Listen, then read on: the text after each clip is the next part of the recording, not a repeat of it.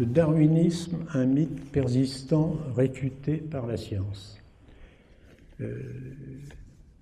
Ce titre a été composé par l'un d'entre vous et il est très exact. Je dirais chacun de ces mots a son poids et c'est ce que j'ai essayé de vous montrer. On m'a demandé de me présenter en quelques mots en début de conférence. Bon, je suis ingénieur de formation. J'avais, étant chez les jésuites de Reims au lycée, fait partie de l'équipe paléontologie. C'est-à-dire que 2 après-midi par semaine, on allait faire des fouilles dans la campagne, on déterrait les os, on les assemblait, etc. Et évidemment, c'est certainement une activité qui m'a intéressé à la préhistoire. J'ai donc cru à l'évolution, comme beaucoup de gens. À ce point, je sais qu'en maths sup, mon livre de chevet était Teilhard de Chardin. Donc j'y ai cru, et je trouvais que c'était beau, mais je ne me posais pas la question de savoir si c'était vrai. Et cette question a surgi beaucoup plus tard, et la réponse, évidemment, vous allez voir, c'est que, évidemment, ça n'est pas vrai, c'est un mythe.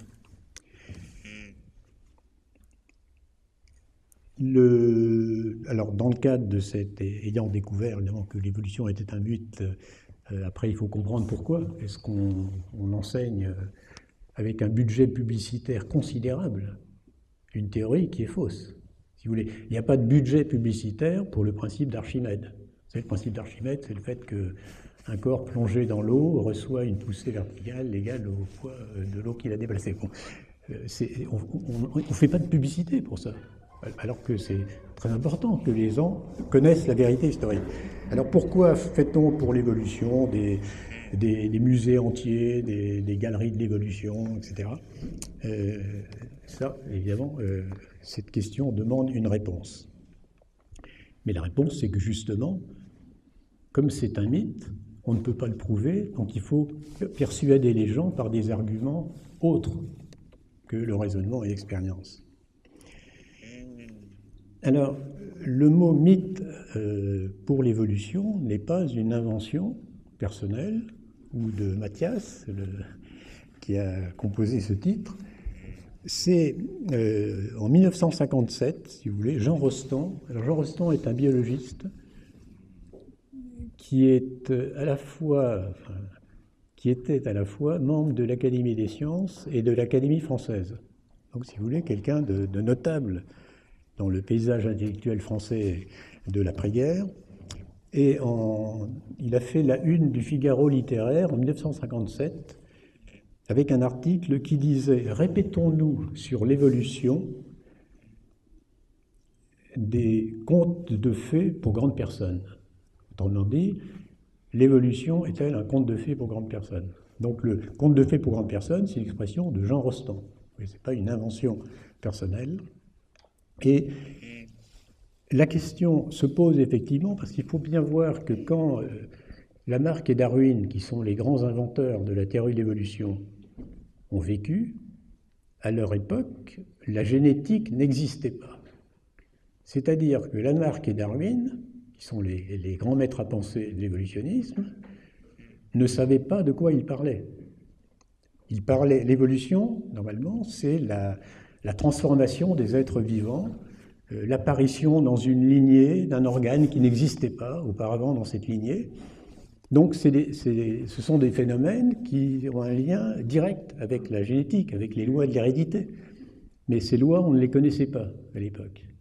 Donc il ne faut pas en vouloir à ces grands esprits qui étaient Lamarck et Darwin de s'être trompés. Ils n'avaient pas les connaissances nécessaires.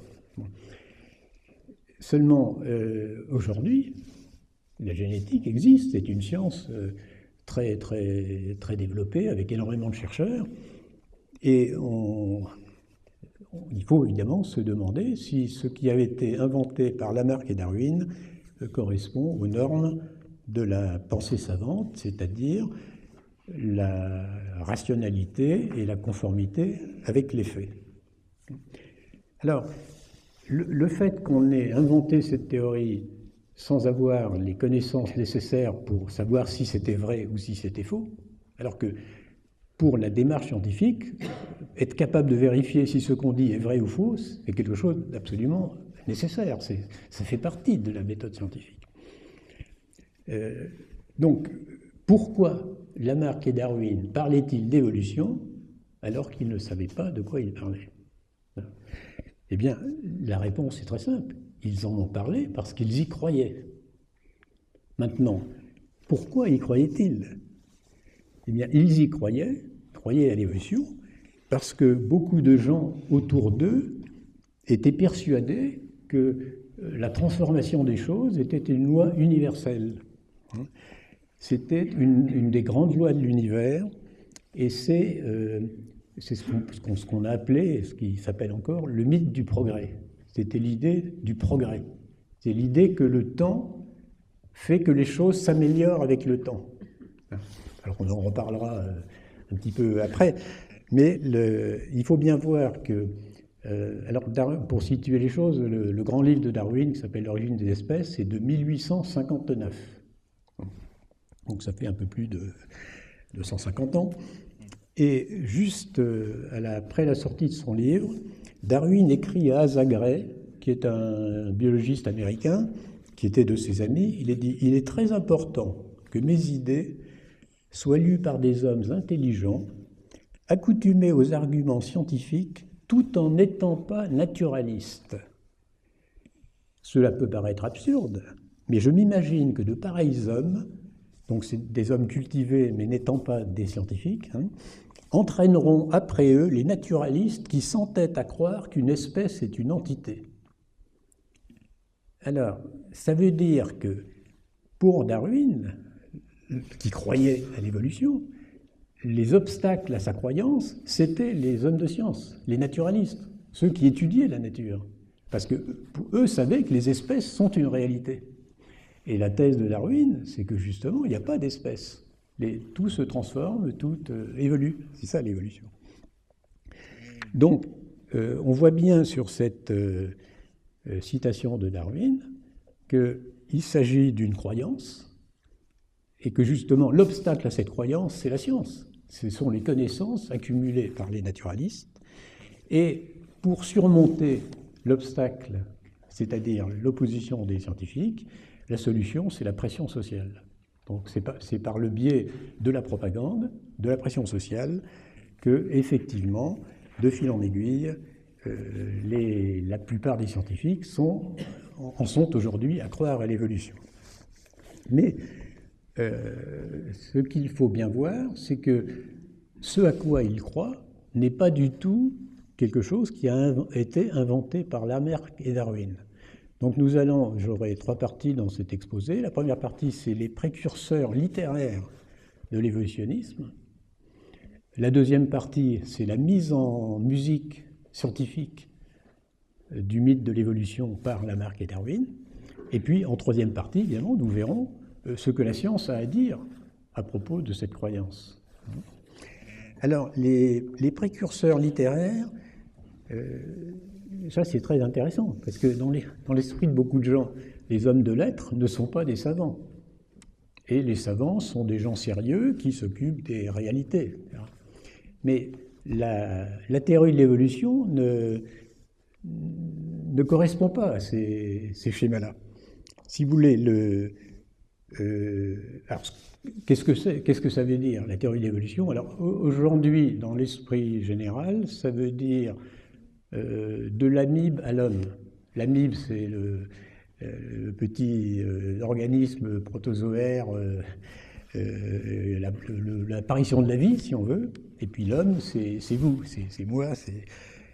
Et donc, l'idée, c'est que la vie est apparue un jour, on ne sait pas comment, et puis la vie se transforme, et la vie se transforme en progressant, et puis on arrive par complexité croissante jusqu'à l'homme, et ça se produit par des causes naturelles. Donc ça, c'est le point très important. C'est-à-dire que l'évolutionnisme, c'est l'évolution des choses naturellement, en suivant les lois de la nature. C'est-à-dire les lois de la nature, c'est les lois que la science étudie, et pour un évolutionniste, eh bien, la nature fait que les choses se transforment. Alors, il y a deux petites variantes dans cet évolutionnisme, hein. Il y a la variante lamarckienne, qui est finaliste, c'est-à-dire que les êtres ils se dirigent vers un progrès, mais intentionnel. Et puis Darwin, c'est le hasard. Tout se fait au hasard, et si l'homme est apparu, c'est par hasard, c'est par le biais disons, les circonstances, et puis des changements qui se font nécessairement de génération en génération. Alors, cette idée remonte au XVIIIe siècle. Alors, le précurseur, le premier précurseur, ça a été Benoît de Maillet. Alors, c'est un Français qui était consul de France en Égypte. Il est resté 16 ans en Égypte. Et alors, il avait été frappé de voir qu'au Caire, qui n'est pas au bord de la mer, on voit encore des endroits où les bateaux venaient s'amarrer. Alors, d'où l'idée du retrait de la mer. Alors la thèse de Maillet, c'est qu'il fut un temps où la mer, l'océan couvrait les terres, et puis il y a eu le retrait de la mer, donc la mer s'est retirée, et automatiquement, les êtres marins sont devenus des êtres terrestres. Et ça se comprend très bien, parce que vous avez des correspondances entre des êtres terrestres. Par exemple, vous avez la vache, mais il y a la vache marine. Vous avez l'homme, mais il y a la sirène. Donc, si vous voulez, on peut très bien imaginer que les êtres marins sont devenus des êtres terrestres un jour. Ça, c'était l'idée de Benoît de Maillet. Alors, donc, une citation. Alors, son livre de 1748 s'appelle Teliamed. Alors, Teliamed, en fait, c'est un anagramme de Benoît de Maillet. Alors, ça a été publié en 1748, mais ça commençait à circuler en 1720, le livre. Donc, c'est début du XVIIIe siècle. Pour en venir à ce qui regarde l'origine des animaux, je remarque qu'il n'y en a aucun marchant, volant ou rampant dont la mer ne renferme des espèces semblables ou approchantes, et dont le passage d'un de ces éléments à l'autre ne soit possible, probable même, soutenu d'un grand nombre d'exemples. La transformation d'un ver à soie ou d'une chenille en papillon serait 1000 fois plus difficile à croire que celle des poissons en oiseaux, si cette métamorphose ne se faisait chaque jour sous nos yeux. Donc, ce que Maillet imaginait, c'est exactement ce qu'on enseigne dans la théorie de l'évolution, c'est qu'un jour, des reptiles sont devenus des oiseaux, par exemple. Donc, les reptiles, ils ont des écailles, en général, les oiseaux, ils ont des plumes. Mais, on ne sait pas très bien comment, mais enfin, il faut croire que les oiseaux proviennent des reptiles.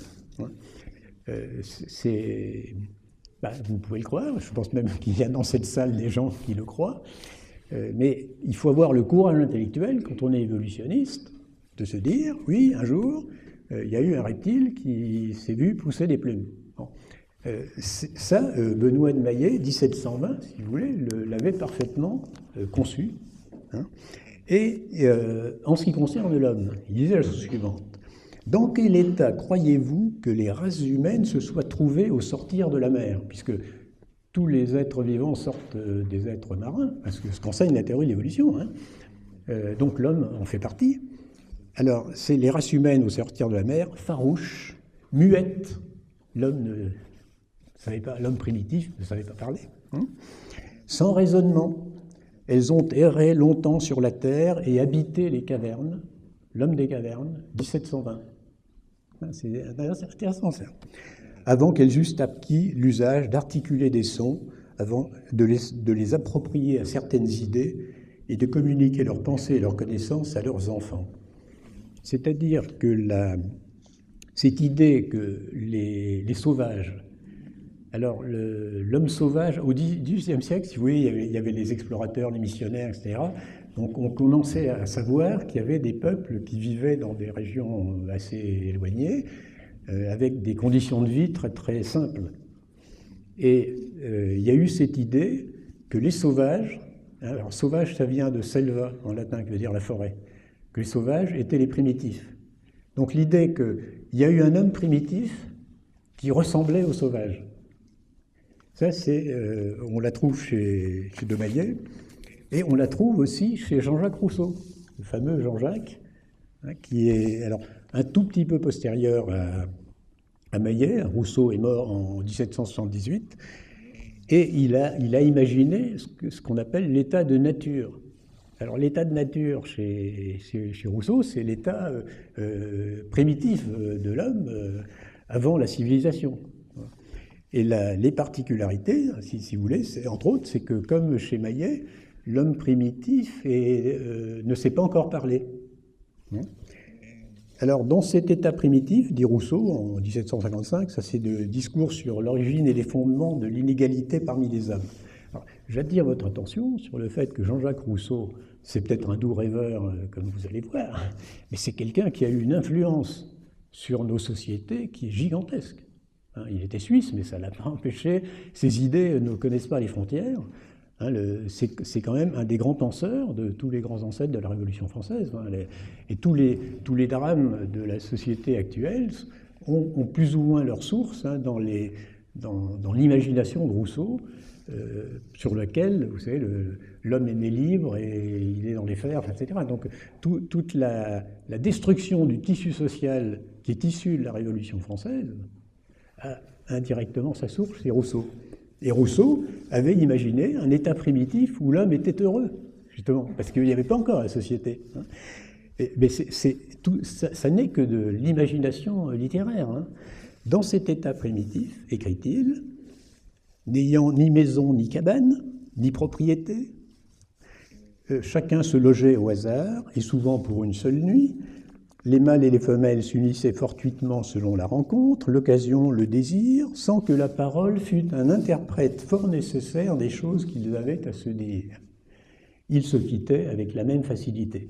On dit, Rousseau imagine une espèce d'homme primitif où il n'y a pas de société organisée, il n'y a même pas de mariage, et où les gens n'ont pas besoin de la parole. Donc c'est cette idée que nos ancêtres sont des primitifs. Enfin, les ancêtres, les primitifs sont des sauvages. Cette idée, elle est aujourd'hui presque générale. Et les gens s'imaginent que quand on va, je sais pas, les Bochimans d'Afrique du Sud, par exemple, du désert de Kalahari, qui vivent à l'âge de pierre, ce qui est intéressant, ça veut dire que l'âge de pierre est contemporain. Alors d'un côté, on vous explique qu'il y a eu un progrès de la technique et qu'on peut dater les civilisations archéologiques en fonction de leur technologie, et en même temps, vous avez des gens qui sont à l'âge de pierre, mais ils vivent aujourd'hui. Enfin, aujourd'hui, disons, avant-guerre, parce que maintenant, on les a socialisés, les Bochimans. Donc, cette idée que les sauvages sont des primitifs, c'est-à-dire nous donne une idée de ce qu'était la société humaine avant les civilisations. Donc ça, c'est une idée qui ne doit rien à Lamarck ou à Darwin, qui est déjà entièrement conçue au XVIIIe siècle, et à ce point que vous savez, la classification des êtres vivants a été la plus utilisée, a été fondée par Linné. Donc classification des animaux, des plantes, etc. Et dans la 10e édition de son Systema Naturae, système de la nature, alors c'est lui qui a créé l'expression d'Homo sapiens pour désigner nous, l'homme moderne. Et alors il avait créé un Homo mutus, c'est-à-dire l'homme qui ne parle pas encore, mais qui était déjà, sur le plan de la conformation, un Homo sapiens. Donc il y avait dans le genre Homo, il y avait évidemment des simiens, l'orang-outan, qu'il appelait l'Homo sylvestris, l'orang-outan, donc le chimpanzé, etc. Donc l'idée de rapprocher le singe et de l'homme n'est pas du tout une idée de Darwin, c'était une idée de Linné, mais dans Linné, le rapprochement, pour Linné, c'était un rapprochement morphologique qui est de bon sens. Le singe a un certain nombre d'organes qui sont situés de la même manière que les organes correspondants chez l'homme, mais Linné ne faisait aucun lien généalogique entre les éléments de sa classification.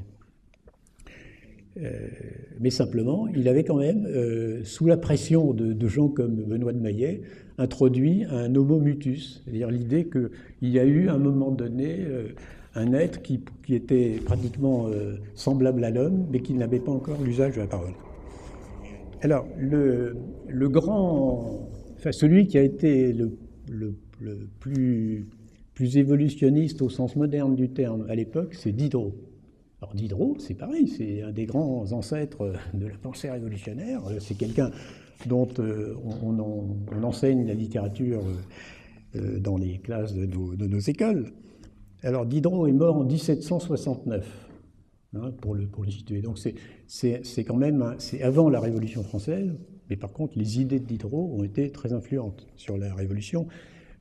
Et puis c'est lui qui avait lancé, enfin pas seul, mais le projet de l'encyclopédie, c'est-à-dire d'une sorte de livre dans lequel il y aurait un inventaire de toutes les connaissances humaines, y compris les connaissances pratiques d'ailleurs. Donc il y a beaucoup de savoir-faire dans l'encyclopédie. Alors, Diderot imagine, alors il fait ça, alors à l'époque, oui, il y a les lettres persanes, vous savez, Montesquieu, les lettres persanes, alors on imagine quelqu'un qui écrit de Perse. Alors Benoît de Maillet, c'était pareil, c'était les lettres d'un missionnaire qui écrivait à un philosophe indien. Enfin, alors dans ce genre-là, Diderot imagine que d'Alembert, donc, qui est un mathématicien, mais qui était secrétaire de l'Académie des sciences pendant longtemps, d'Alembert est à la fièvre, et il rêve, et puis le docteur Bordeu est à côté de lui, et il note le rêve de d'Alembert, et ça a donné une œuvre de Diderot. Et alors, je vous lis Diderot. De même que dans les règnes animal et végétal, un individu commence, s'accroît, dure, dépérit et passe, n'en serait-il pas de même des espèces entières? L'embryon a passé par une multitude d'organisations et de développements. Il s'est écoulé des millions d'années entre chacun de ces développements. Il a peut-être encore d'autres développements à subir et d'autres accroissements à prendre qui nous sont inconnus. Vous supposez que les animaux ont été originairement ce qu'ils sont à présent. Quelle folie! On ne sait pas plus ce qu'ils ont été qu'on ne sait ce qu'ils deviendront. Le vermisseau imperceptible qui s'agite dans la fange s'achemine peut-être à l'état de grand animal. L'animal énorme qui nous épouvante par sa grandeur s'achemine peut-être à l'état de vermisseau.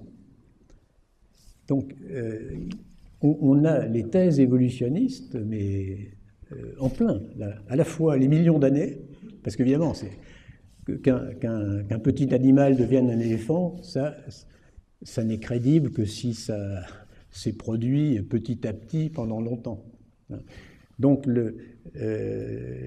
chez Diderot, on a cette idée de transformation, c'est-à-dire cette idée que les êtres vivants, les espèces vivantes sont des réalités qui n'ont pas de substance, qui sont évanescentes, qui peuvent disparaître. Et donc, ces transformations ont duré pendant des millions d'années. Alors c'est intéressant parce qu'il n'y a absolument rien de scientifique là-dedans.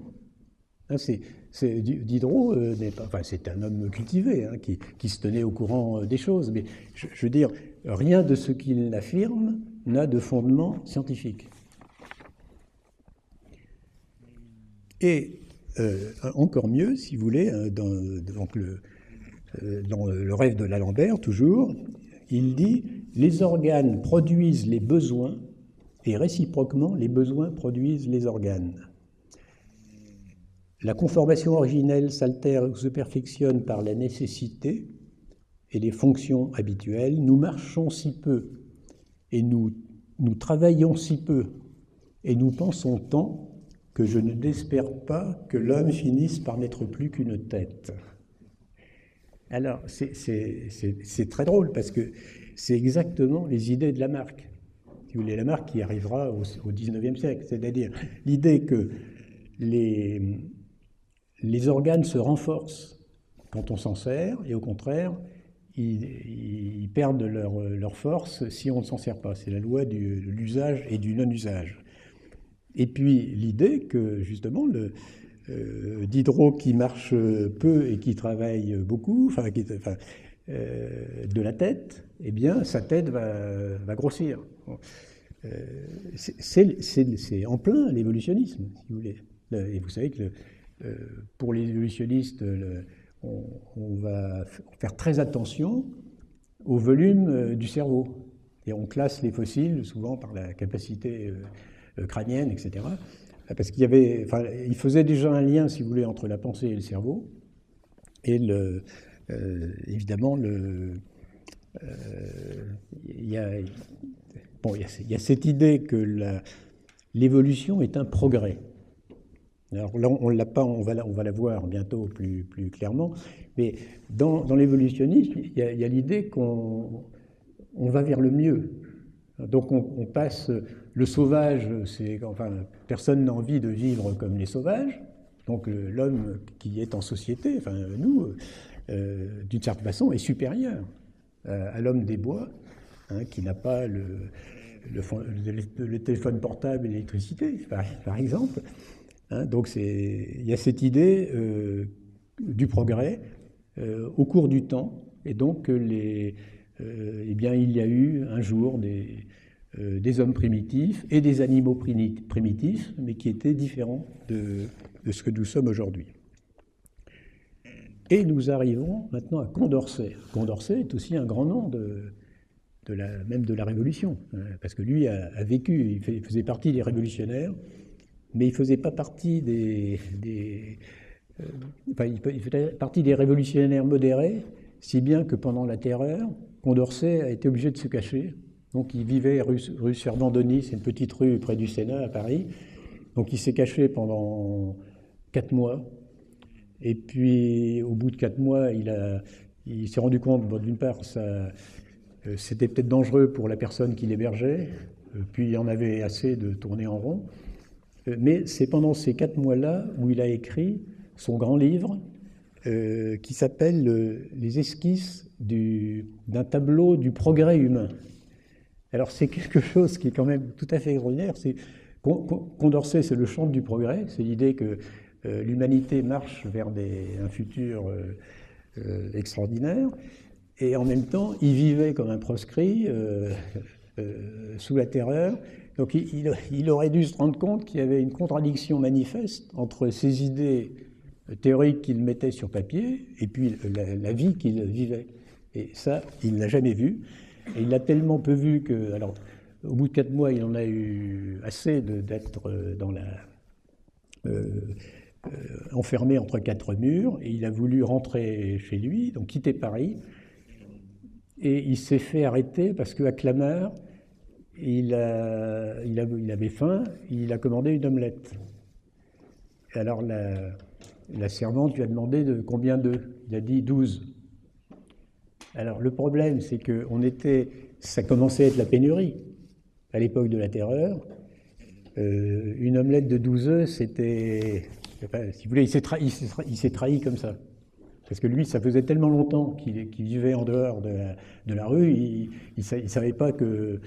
il n'y a pas assez d'œufs pour faire une omelette de 12 œufs. Enfin, en fait, il y a assez d'œufs, mais ça coûte cher. Donc, il vivait en dehors de la réalité. Du coup, il s'est fait dénoncer et il est mort en prison aussitôt après. Et alors, Condorcet écrit dans son esquisse d'un tableau historique des progrès de l'esprit humain, alors que c'est une loi générale. Le progrès est une loi générale de tout l'univers. Hein. Donc, la perfectibilité de l'homme est réellement indéfinie. Les progrès de cette perfectibilité, désormais indépendante de toute puissance qui voudrait les arrêter, n'ont d'autre terme que la durée du globe où la nature nous a jetés. Enfin, vous connaissez que c'est les gens qui savaient écrire. Hein. Sans doute ces progrès pourront suivre une marche plus ou moins rapide, mais jamais elle ne sera rétrograde. C'est-à-dire que jamais il n'y aura de régression. Hein, parce que le mythe du progrès, c'est ça, c'est l'idée qu'on va vers le mieux, que tout se perfectionne, que la société se perfectionne, que l'homme se perfectionne, que les animaux se perfectionnent, etc. Donc jamais cette marche ne sera rétrograde, du moins tant que la Terre occupera la même place dans le système de l'univers. Donc c'est, si vous voulez, le progrès est une loi générale de l'univers. C'est une loi.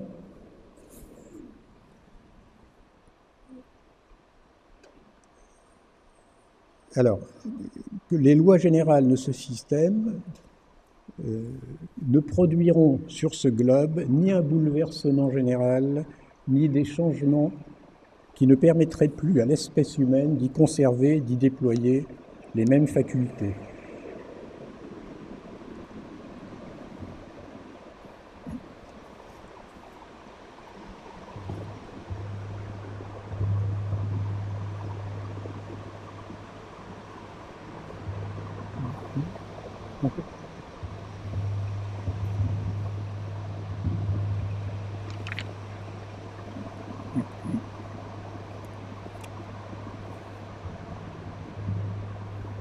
On recommence? Non, d'accord. On entend là? Non, ça va. Alors, c'est aussi l'époque où on a commencé à faire de l'anthropométrie. Et en particulier, on s'est mis à mesurer l'angle facial. Alors, vous savez, l'orang-outan ou le singe, il a le front fuyant. Et puis, si on prend les différentes races humaines, on voit que le front peut être plus ou moins en pente ou plus ou moins vertical. Et le front grec, qui était perçu comme le symbole de l'homme parfait de l'époque, le front grec, il est presque vertical.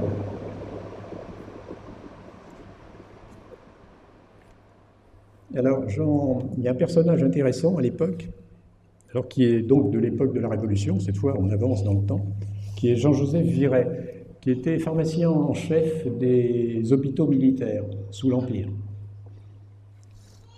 Et alors il écrit en 1801, « Il y a une foule d'intermédiaires qui nous rapprochent de l'animal.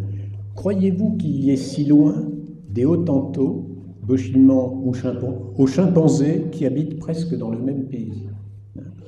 Je ne crois pas qu'on puisse trouver place pour un intermédiaire entre eux. On pourrait démontrer par la physiologie que le rapport du cerveau de l'orang-outan est autant analogue à celui du Hottentot sauvage que celui d'un Européen l'est à ce dernier. Autrement dit, on a le singe, le Hottentot et l'homme européen.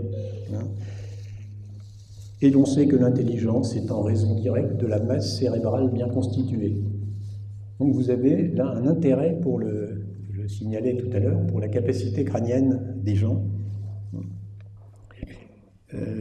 Et il ajoute, le physique est toujours le véritable père du moral et le fondement primordial de l'âme chez tous les êtres animés. Autrement dit, c'est la capacité cérébrale de l'homme moderne qui a fait qu'il a une âme et qu'il réfléchit, qu'il pense, etc. Donc on voit que dès 1800, donc ça fait plus de 2 siècles, on s'est focalisé sur la taille du cerveau. Et à la même époque apparaît Erasmus Darwin. Alors vous savez que le Darwin du darwinisme, c'est Charles Darwin. Mais son grand-père s'appelait Erasmus Darwin. Et Erasmus Darwin était médecin en Angleterre, un médecin connu, célèbre, qui avait correspondu avec Jean-Jacques Rousseau. Et il a écrit un livre très intéressant qui s'appelle la Zoonomia. Alors c'est en 1794, donc l'époque de la Révolution. Et il écrit la chose suivante: « Serait-il trop audacieux d'imaginer qu'au cours des longues durées qui se sont écoulées depuis que la Terre existe, des millions d'années peut-être, tous les animaux à sang chaud soient apparus à partir d'un filament vivant que la grande cause première dota de l'animalité et possédant ainsi la faculté de continuer à s'améliorer par son activité inhérente et de transmettre par hérédité ses améliorations à sa postérité dans les siècles des siècles. » Alors, dans cette phrase du grand-père de Darwin, on a absolument tous les ingrédients de l'évolutionnisme. On a l'apparition des animaux à partir d'une minuscule molécule vivante, on a la transmission des améliorations par hérédité, et ça dure des millions d'années. Donc pratiquement, on a pratiquement tous les ingrédients de l'évolutionnisme dans cette citation qui est de 1794. Et alors là, on va, pour en finir avec les précurseurs littéraires de l'évolutionnisme, on va sauter quand même au milieu du XIXe siècle pour juste mentionner Herbert Spencer. Alors, Spencer est un philosophe anglais, un psychologue, mais il est important parce que c'est lui qui a inventé le mot évolution. Si vous voulez, Lamarck n'employait pas le mot évolution, il parlait de transformisme. Darwin n'employait pas le mot évolution, il parlait de descendance avec modification. Et c'est Spencer, c'est le philosophe Spencer qui a employé le mot d'évolution. On avait vu que Condorcet avait trait de grand chantre du progrès en France, et en Angleterre, donc c'est Herbert Spencer qui dit la chose suivante: loin d'être artificielle, la civilisation est une partie de la nature. Les modifications qu'a subies l'homme, donc ça veut dire que l'homme n'a pas toujours été comme nous sommes aujourd'hui, et qu'il subit encore, sont l'effet d'une loi qui sous-tend toute la création organique. Et donc pour lui, l'homme s'achemine vers la perfection. Donc, dit-il, le développement d'un homme idéal est logiquement certain. Le progrès n'est pas un accident, c'est une nécessité. Donc, vous voyez, c'est vraiment le chantre du progrès. Alors, il résulte de tous ces précurseurs non scientifiques de l'évolutionnisme que l'évolution est une loi générale de la nature. Donc c'est une loi générale de l'univers, et au fond, l'évolution humaine n'est qu'un cas particulier. Donc l'évolution est progressive, elle est continuelle, et elle dure depuis des millions d'années. Alors, ça, c'était des littérateurs qui le disaient, et dans l'esprit de beaucoup de gens, l'évolution, c'est une théorie scientifique. Donc, comment se fait-il qu'on prenne pour une théorie scientifique une thèse qui a été inventée par des romanciers, des philosophes, qui ne se préoccupaient absolument pas de la confrontation de la thèse avec les faits expérimentaux?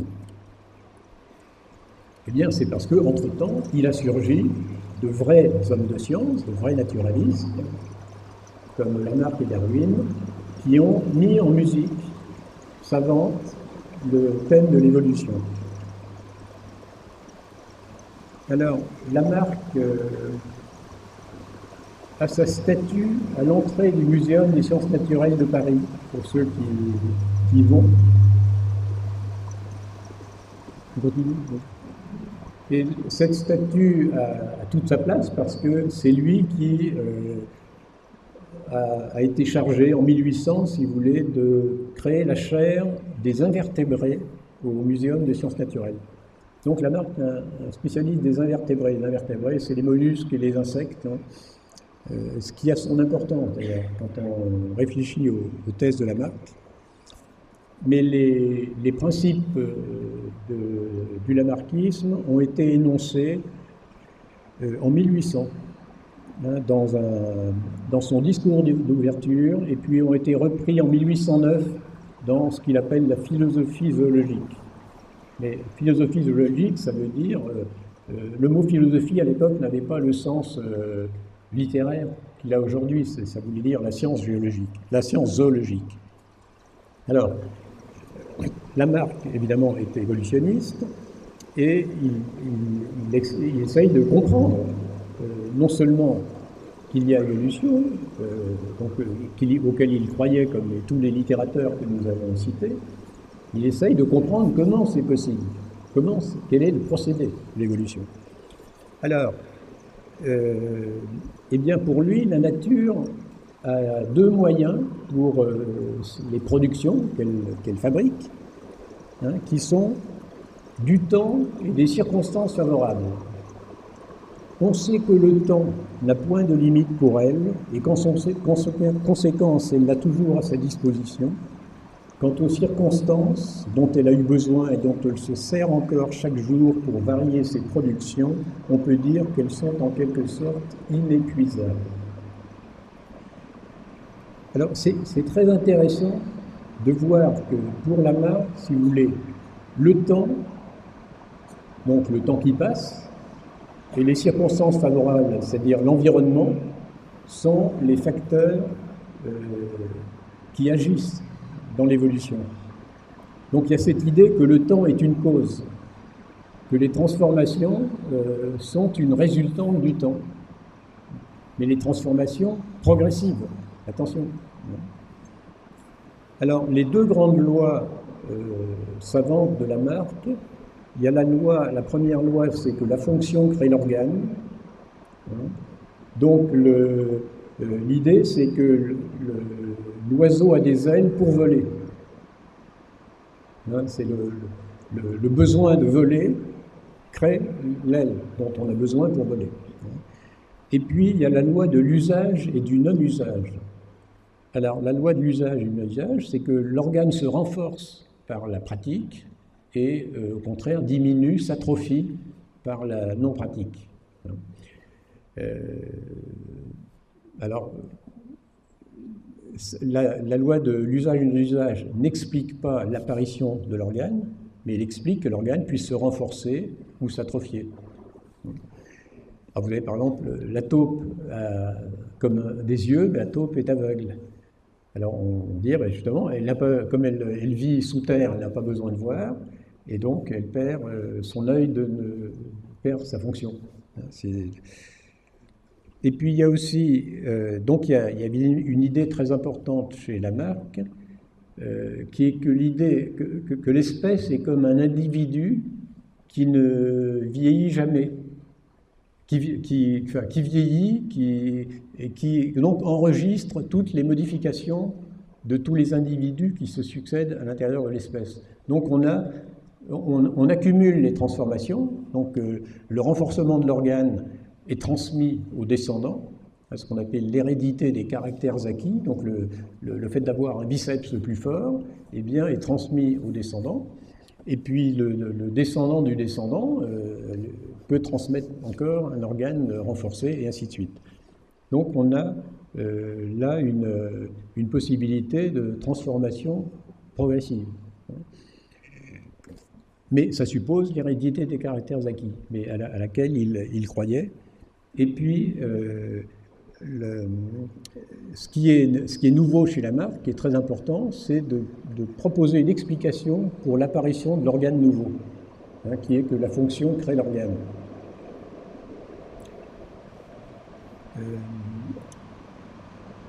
Le bon côté de Lamarck, c'est que, en un sens, il reste finaliste. Parce que quand on dit la fonction crée l'organe, il y a une finalité.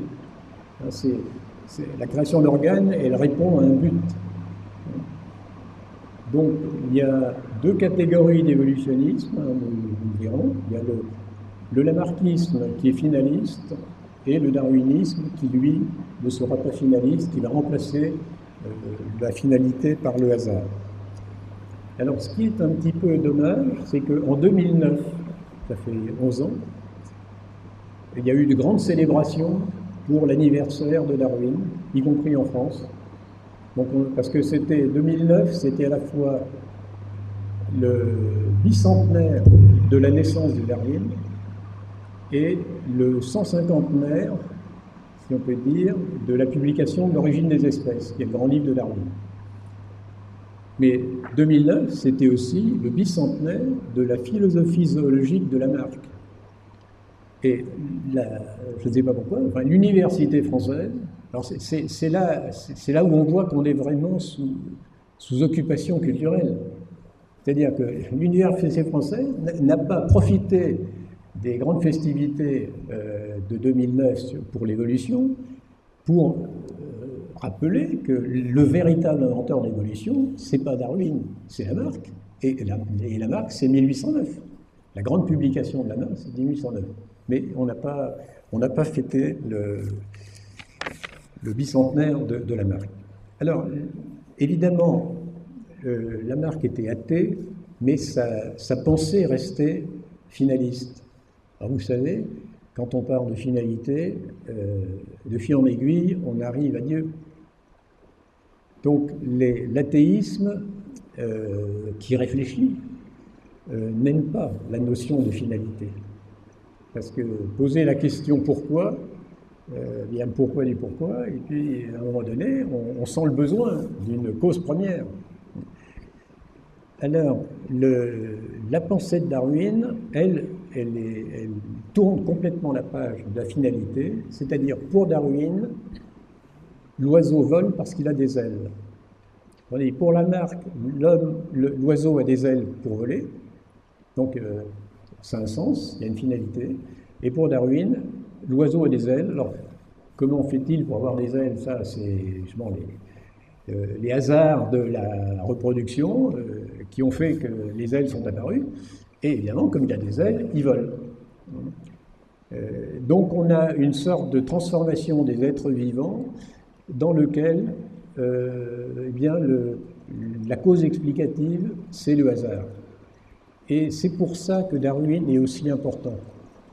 Vous avez un biologiste d'Oxford, Dawkins, qui, dans un livre qui a eu un certain succès, qui est traduit en français, qui s'appelle « L'horloger aveugle », explique que Darwin a produit la justification intellectuelle qu'attendaient les athées. C'est-à-dire que, comme Gilson le disait, quand on réfléchit aux choses, à l'origine des choses, c'est l'athéisme qui est difficile. C'est d'imaginer qu'il n'y a pas un être supérieur, intelligent, il n'y a pas de créateur. Non, le concept de création, il explique tout, de façon très simple et très logique. Quand on refuse le créateur, ça devient difficile. L'athéisme est difficile. Mais avec Darwin, on avait une sorte d'explication par le hasard. Et c'est pour ça que Darwin est aussi important pour l'athéisme contemporain. Si on a fêté le bicentenaire de Darwin et pas celui de Lamarck, c'est pour ça. C'est parce que c'est le darwinisme qui compte. Les variantes non darwiniennes de l'évolutionnisme ne sont pas intéressantes, elles n'ont pas de subvention. Parce que dans le combat idéologique, nous sommes dans une société où il y a un combat d'idées. Alors on n'en est plus toujours conscient parce qu'on est tellement submergé par la propagande qu'on n'imagine pas qu'on puisse mettre en doute. Enfin, je veux dire, la pensée unique, ça veut dire unicité de la pensée. Donc unicité des thèses qui sont diffusées, unicité des raisonnements. Mais c'est pas parce que la propagande est unique que la vérité correspond à la propagande. Mais dans cette propagande, Darwin est un élément absolument essentiel. Alors, le problème est le suivant. Darwin prétend expliquer l'origine des espèces. Alors, le titre alors, ce qui est intéressant, c'est que le titre complet de son livre, alors c'est 1859, l'origine des espèces. Le titre complet, c'est « De l'origine des espèces par le moyen de la sélection naturelle ou la préservation des races favorisées dans la lutte pour l'existence ». Alors, il y a plusieurs éléments intéressants. Il y a les races favorisées, il y a la lutte pour la vie, et puis il y a l'origine des espèces. Alors, il faut savoir que ce livre est entièrement de la désinformation, dans la mesure où il n'y a mention de l'origine des espèces dans le livre de Darwin que dans le titre. Il n'y a pas un seul paragraphe du livre qui explique comment une espèce nouvelle pourrait apparaître. Tout le livre porte sur l'apparition de variations au sein des espèces, ce qu'on appelle la microévolution. Mais l'enjeu du livre, la raison pour laquelle ce livre a eu un retentissement mondial, c'est le titre. C'est parce que Darwin, qui est un savant reconnu, a expliqué l'origine des espèces. Donc maintenant, il n'y a plus à se poser de questions sur l'origine des êtres vivants, sur l'origine des espèces. Darwin a expliqué. Donc là, on a vraiment une opération de manipulation des esprits de première grandeur. Parce que tout est dans le titre, mais il n'y a rien dans le livre qui corresponde au titre. Et ça fait 150 ans que ça dure. C'est quand même intéressant. C'est-à-dire que le mensonge peut très bien dans le titre de la conférence, on parlait un mythe persistant. Et c'est ça, le mythe persistant. Ça fait 150 ans qu'on fait de la publicité pour un livre dont le contenu est sans rapport avec le titre. Et la publicité, parce que personne ne lit le livre de Darwin, ou très peu de gens, si vous voulez, bien qu'on le trouve en livre de poche quand même. Mais ça ne veut pas dire qu'on achète un livre de poche, qu'on a lu le livre, qui est quand même un livre assez épais. Mais ce livre est très important parce que justement, c'est lui qui donne à la pensée moderne la bonne manière de se passer de Dieu. Pas la bonne manière, si on peut dire, mais disons la façon dont on peut être intellectuellement cohérent et ne pas avoir besoin de Dieu, puisqu'on a autre chose pour expliquer l'origine des espèces, justement. Et cette autre chose, c'est Darwin. Alors, ce qu'il faut bien comprendre, c'est que pour qu'une race favorisée devienne l'espèce dominante, parce que la lutte pour la vie, c'est le combat entre deux variétés et le plus fort l'emporte. Pour que ça se traduise réellement dans la nature, il faut que la variété favorisée élimine la variété non favorisée. Sinon, il n'y a pas d'effet progressif dans la lutte pour la vie. L'effet progressif, l'évolution positive, ne se produit que si on élimine le moins apte. Alors ça, c'est un aspect sur lequel on insiste, on parle beaucoup de la survie du plus apte. La survie du plus apte, c'est l'élimination du moins apte. Alors, Darwin dit chaque forme nouvelle tend à prendre la place de la forme primitive moins perfectionnée ou d'autres formes moins favorisées avec lesquelles elle entre en concurrence, et elle finit par les exterminer. Ainsi, l'extinction et la sélection naturelle vont constamment de concert. Autrement dit, l'évolutionnisme, c'est l'élimination du moins apte, en pratique. C'est comme ça que ça doit fonctionner. Pendant le cours de ces modifications, chaque espèce a dû s'adapter aux conditions d'existence de la région qu'elle habite, a dû supplanter et exterminer la forme parente originelle, ainsi que toutes les variétés qui ont formé les transitions entre son état actuel et ses différents états antérieurs. Alors, les conséquences du darwinisme, c'est-à-dire l'idée qu'on va expliquer par des lois naturelles l'apparition des êtres vivants, l'apparition de l'homme, ça a des conséquences, je dirais, morales et sociales gigantesques. Ça veut dire que tout est le résultat d'une lutte absurde, de la lutte pour la vie sans aucune noblesse, sans aucune... Et ça avait été... il y a quand même eu des réactions à l'époque. Et par exemple, en 1871, dans la Edinburgh Review, on pouvait lire « Si notre humanité n'est que le produit naturel des facultés modifiées des animaux, les hommes les plus sérieux seront obligés de renoncer aux motifs qui les ont poussés à vivre une vie noble et vertueuse comme reposant sur une erreur. Et les révélations de Dieu et l'espoir d'une vie future deviendront de douces rêveries inventées pour le bien de la société. Si ces points de vue sont vrais, une révolution de la pensée est imminente et elle ébranlera la société jusqu'à ses fondations en détruisant la sainteté de la conscience et le sens religieux. Donc, si vous voulez, l'Église anglicane avait perçu à l'époque le matérialisme implicite de Darwin. Donc, si Dieu n'existe pas, tout est permis, hein, comme dit Dostoïevski. Et une lettre intéressante qui est le professeur de Darwin, le professeur de géologie de Darwin, qui a eu une grande influence sur ça, lui a écrit aussitôt la publication de son livre. Et c'est une lettre très intéressante. Alors il dit « J'ai lu votre livre avec plus de douleur que de plaisir. J'en ai beaucoup admiré certaines parties. D'autres m'ont fait rire jusqu'à en avoir mal aux côtes. J'en ai lu d'autres avec une profonde tristesse, parce que je les crois erronées et extrêmement nuisibles. Vous avez trahi la vraie méthode inductive, c'est-à-dire la méthode pour laquelle, de l'observation, on aboutit à des lois générales. Bon nombre de vos vastes conclusions sont basées sur des affirmations qui ne peuvent être ni prouvées ni réfutées. Il y a dans la nature une composante morale et métaphysique à côté de la part physique. L'homme qui nie cela s'enfonce dans les marais de la folie.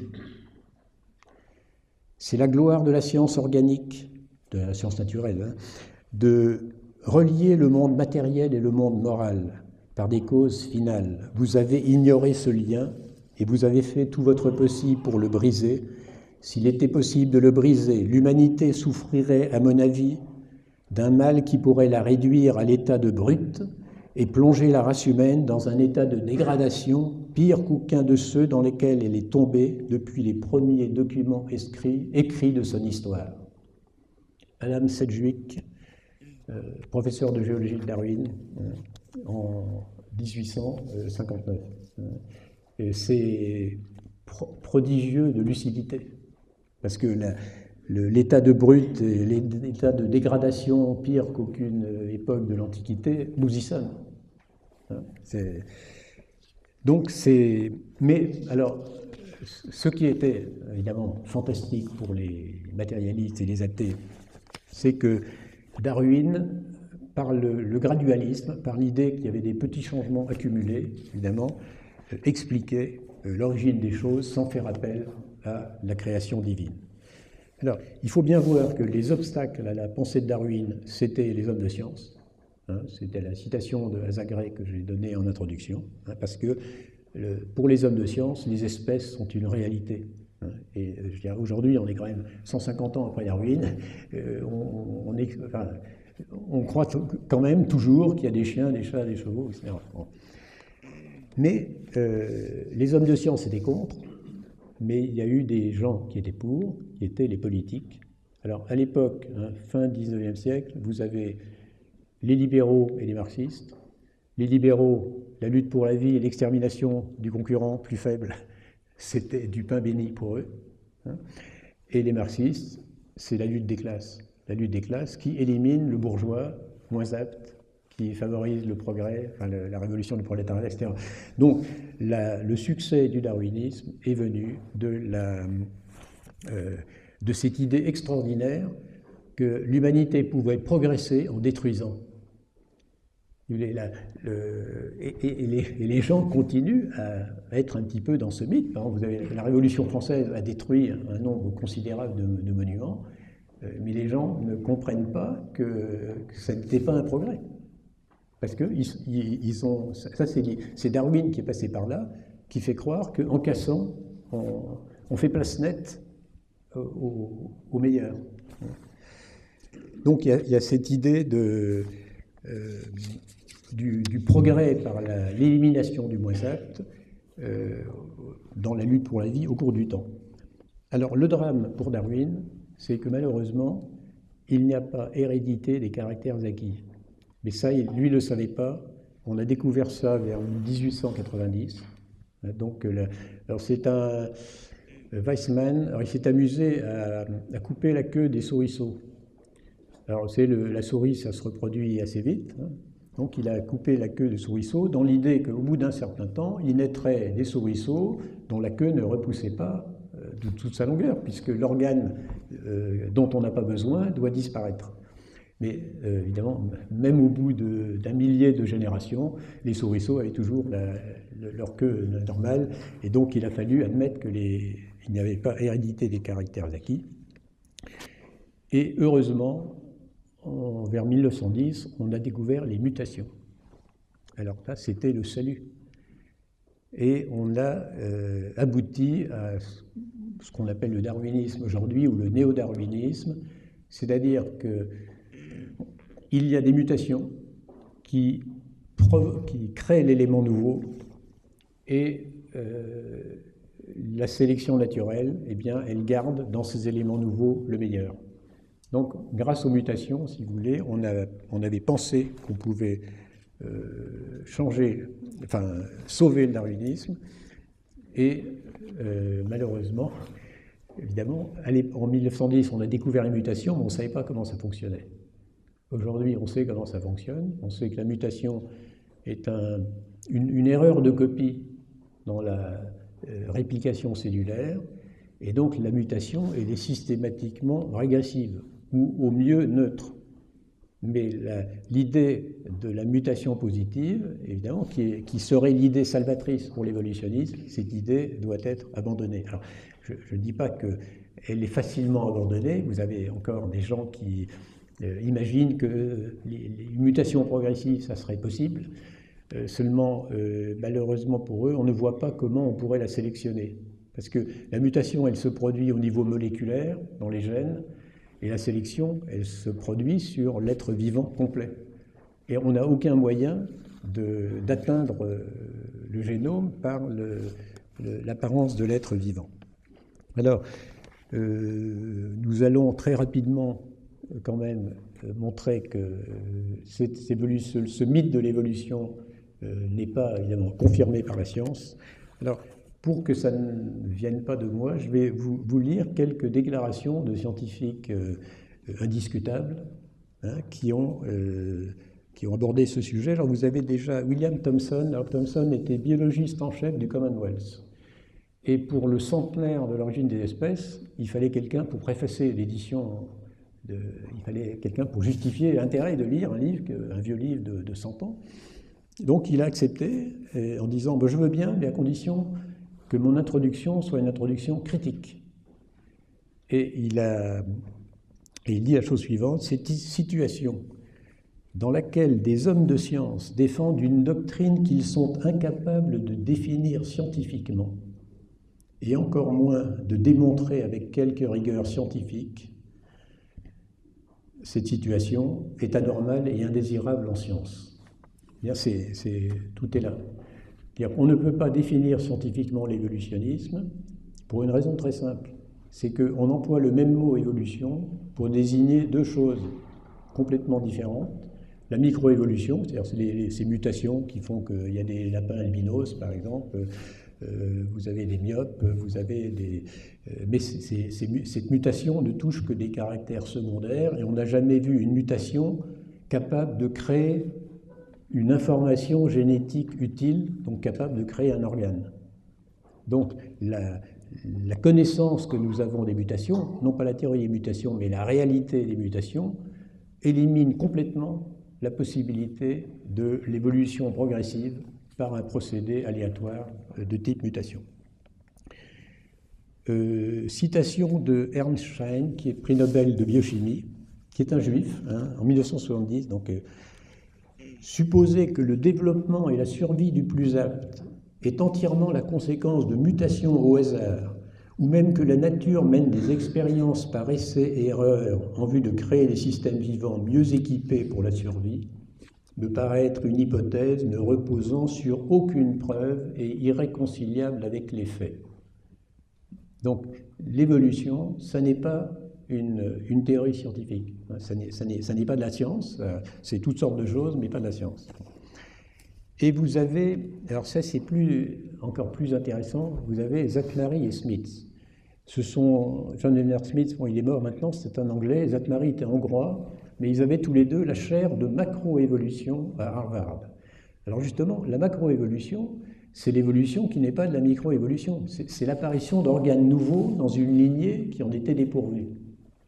Et je veux dire, quand on présente les choses sous cette forme-là, apparition d'un organe nouveau dans une lignée qui en était dépourvue, on voit tout de suite que c'est impossible, que ça n'a jamais eu lieu, hein, qu'on est en dehors de la science. Mais maintenant, quand on est titulaire de la chaire de macroévolution à Harvard, on enseigne la macroévolution. Et dans un article de Smith et Zatmary, publié dans Nature, donc Nature c'est une grande revue américaine, enfin anglaise de sciences, dans un article sur la macroévolution, ils disent la chose suivante, au sujet de la macroévolution. Il n'existe aucun fondement théorique pour croire que les lignées évolutives deviennent plus complexes avec le temps, ni aucune donnée empirique pour établir que ceci se produit. Alors, aucun fondement théorique, ça veut dire qu'on ne voit pas comment ça serait possible. Non seulement l'évolution ne se constate pas, aucune donnée empirique, mais on n'arrive même pas même en phosphorant beaucoup, à imaginer par quel procédé ça serait possible. Par quel procédé le génome pourrait se transformer pour faire apparaître un organe nouveau, pour faire apparaître un œil là où il n'y avait pas d'yeux, etc. Donc c'est absolument inimaginable, hein. Mais il n'empêche que les gens continuent à y croire. Et ils continuent à y croire parce que, évidemment, les scientifiques sont censés y croire. Mais les scientifiques, ils n'y croient pas parce qu'ils connaissent les preuves. Ils y croient parce que le voisin a les preuves. Par exemple, dans le grand public, dont nous faisons partie, en général, pour les gens, la preuve de l'évolution, c'est les fossiles. C'est le fait qu'il y avait jadis des animaux différents de certains animaux qui existent aujourd'hui. Alors, ce qu'il faut savoir, c'est que pour Darwin, les fossiles, c'est la preuve de la non-évolution. Pour lui, c'est l'objection majeure contre sa théorie. Alors, c'est là où on voit qu'on est vraiment dans l'idéologie, c'est-à-dire que parce que les fossiles appartiennent à des espèces parfaitement déterminées. Donc, les fossiles démentent le postulat général de Darwin que les espèces n'existent pas. Les espèces existent depuis toujours. Et les espèces disparues sont des espèces comme les espèces vivantes. Et vous savez qu'il y a des espèces qui continuent de disparaître tous les ans. Donc les fossiles ne sont pas la preuve de l'évolution, c'est, dit Darwin, au contraire, l'objection majeure contre l'évolution. Vous avez le principe de Carnot, le principe de la thermodynamique. Vous savez, en thermodynamique, on dit que l'énergie va toujours dans le sens de la décroissance. L'information, elle va toujours dans le sens de la perte d'information. Quand on transmet des messages, on n'a jamais vu le message s'améliorer par rapport au message de départ. Par contre, on a très souvent vu le message se détériorer. Donc ça, c'est le principe de Carnot, c'est le principe le mieux établi de toute la physique. Et on pourrait dire c'est le principe d'impossibilité de l'évolution progressive. Puisque l'évolution progressive, c'est le contraire. C'est de dire qu'une information nouvelle, une énergie nouvelle, etc., va apparaître alors qu'elle n'existait pas apparemment. La génétique qu'on pourrait présenter, qui est aujourd'hui une discipline majeure, hein, avec beaucoup de gens qui travaillent, pourrait être présentée comme la preuve de l'évolution, mais c'est justement le domaine dans lequel toutes les expériences qu'on a faites depuis 30 ans, 40 ans, 50 ans sur les mutations démontrent qu'elles sont absolument incapables de faire apparaître un organe nouveau. Et à ce point que Pierre-Paul Grasset, vice-président de l'Académie des sciences, disait « Mais si on voulait démontrer la stabilité des espèces, il n'y a pas de meilleur argument que toutes les expériences sur la mouche du vinaigre ou sur le colibacille qu'on a faites pour essayer de fabriquer des mutations. » Parce que ces expériences, alors, ont réussi à fabriquer des mutations, mais les mutations qu'on a réussi à fabriquer, c'est des mutations qui n'ont jamais fait apparaître un organe nouveau. Qui ont pu, par exemple, on a vu des mouches drosophiles, alors c'est la mutation antennapédiée, c'est-à-dire qu'à la place des antennes, il y avait les pieds, et les antennes à la place des pieds. Mais je peux vous dire que les drosophiles en question n'étaient pas du tout avantagés dans la lutte pour la vie. Enfin, Et puis, il y a ce qu'on pourrait appeler l'entropie génétique. Alors ça, c'est une chose, c'est une découverte récente. Je veux dire que moi-même, pendant longtemps, je pensais qu'à chaque génération, on repart à zéro. Donc, d'une certaine façon, la vie a une capacité d'oubli. Bon. Et en fait, c'est pas le cas. Les mutations, comme elles sont héréditaires, transmissibles, maintenant on sait qu'à chaque génération, on ajoute à peu près 100 mutations dans le génome humain, par exemple. Ça veut dire que nous sommes dégénérés, d'une certaine façon, à chaque génération, on dégénère de 100... Alors, 100 mutations sur des centaines de milliers de gènes, ça n'est pas grand-chose, mais c'est toujours un petit moins. Et tout le monde sait qu'on est d'ailleurs moins costaud que nos ancêtres, enfin, ici, on a la moitié de la salle qui porte des lunettes, etc. Donc la régression par mutation de l'espèce humaine, c'est quelque chose de flagrant. Et c'est pour ça que les gens qui imaginent que l'humanité va vivre encore des milliers d'années se trompent. La durée de vie de l'espèce humaine ne se mesurera pas en milliers de générations, mais en centaines de générations. Donc la génétique n'apporte rien. Eh bien, la biologie, la lutte pour l'existence, en réalité, la lutte pour la vie, elle ne se produit pas à l'intérieur de l'espèce, elle se produit entre les espèces. C'est le prédateur et la proie. Et vous avez un prix Nobel qui s'appelle Konrad Lorenz, qui a fait des études très intéressantes sur l'agressivité chez les animaux. L'agressivité qui provoque les combats. Et il a étudié en particulier les chiens de prairie aux États-Unis. Alors le chien de prairie, c'est un animal un peu comme le lapin, si on veut. Et le chien de prairie vit par couple, et il y a des combats au printemps pour la répartition des territoires. Mais alors il se passe la chose suivante, c'est que c'est comme au football, si vous voulez, quand vous êtes sur son terrain, on n'a pas envie de perdre devant tout le public qui est là. Donc quand le petit animal, logiquement le gros animal, va vaincre le petit animal dans les combats. Mais au fur et à mesure que l'animal s'écarte du centre de son territoire, son agressivité diminue et son instinct de fuite augmente. Et donc, il arrive un moment où, entre le gros chien de prairie et le petit chien de prairie est plus près du centre de son territoire, donc il est plus agressif. L'autre est plus loin du centre de son territoire, donc il est moins agressif, et c'est le petit chien de prairie qui va gagner le combat. Donc, les combats à l'intérieur de l'espèce, donc c'est ce dont parlait Darwin, ont pour effet de répartir harmonieusement les territoires. C'est-à-dire que celui qui est plus petit, qui a moins de besoins, il aura un territoire plus petit, et le plus gros qui a plus de besoins, il aura un territoire plus grand, mais il n'y a aucune action éliminatoire.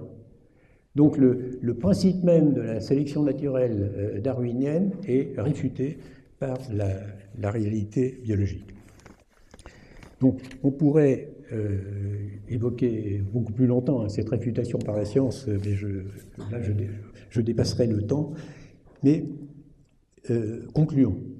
Et concluons, alors, avec Pierre-Paul Grasset, vice-président de l'Académie des sciences, un grand biologiste qui est de Montpellier, qui écrit, alors c'est sur 1973, « Aujourd'hui, nous avons le devoir de détruire le mythe de l'évolution. » Oui, le darwinisme, un mythe, c'est pas une invention personnelle, c'est, vous voyez, Pierre-Paul Grasset. Nous avons le devoir de détruire le mythe de l'évolution, phénomène simple, compris et expliqué, qui continue à se dérouler rapidement sous nos yeux.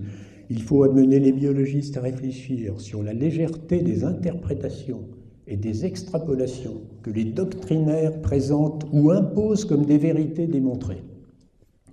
La supercherie est parfois inconsciente.